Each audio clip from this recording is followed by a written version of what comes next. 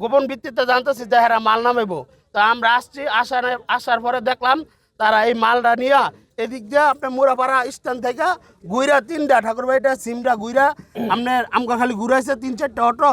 হেরা মনে করেন একবার মাইরে থুয়েছে এই গাড়ির থেকে আমাদের গুলি চড়ে।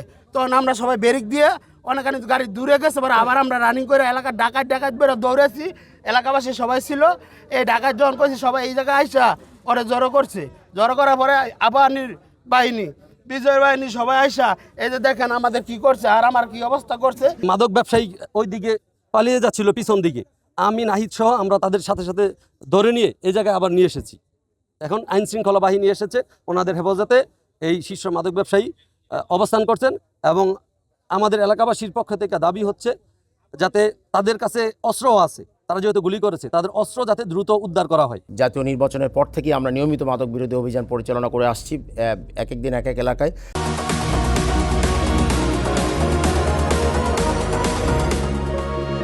বড় একটি মাদকের চালান আমাদের রূপগঞ্জ এলাকার ভিতর দিয়ে পার হচ্ছে। তো ওনারা এই মাদকের চালানটা খবর পেয়ে আটক করে।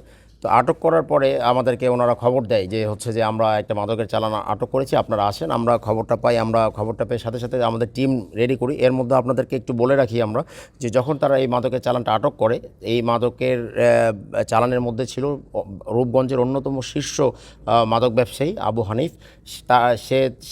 সে স্থানীয় মাদক ব্যবসায়ীদের হয়তোবা ফোনে বা যে কোনোভাবে খবর দেয় এবং স্থানীয় মাদক ব্যবসায়ীরা এসে মব সৃষ্টি করে তাকে ছিনিয়ে নেওয়ার চেষ্টা করে এবং এই মুহূর্তে তারা আমাদের ওই যারা আটক করেছে তাদের উদ্দেশ্যে এমনকি ফাঁকা গুলিবর্ষণও করে পালিয়ে যাওয়ার জন্য এবং তাদের মধ্যে ধস্তাধস্তি হয়। এক পর্যায়ে প্রায় 7 থেকে 8 জন স্থানীয় বিএনপি নেতাকর্মী আহত হয়েছে। আপনারাও পরবর্তীতে ঘটনাস্থলে গিয়েছিলেন, আপনারা দেখেছেন।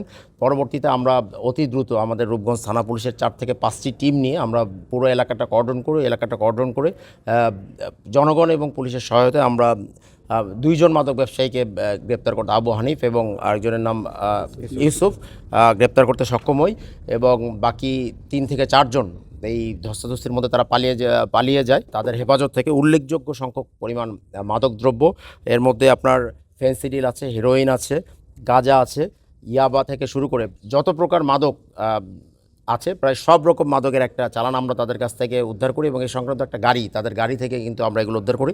সবচেয়ে যে উল্লেখযোগ্য বিষয় যেটা আজকের এই অভিযানে আমি বলতে চাই, সেই অস্ত্রটা আমরা হাতে নাতে 2 রাউন্ড গুলি সহ আমরা ওখান থেকে উদ্ধার করতে সমর্থ হয়েছি।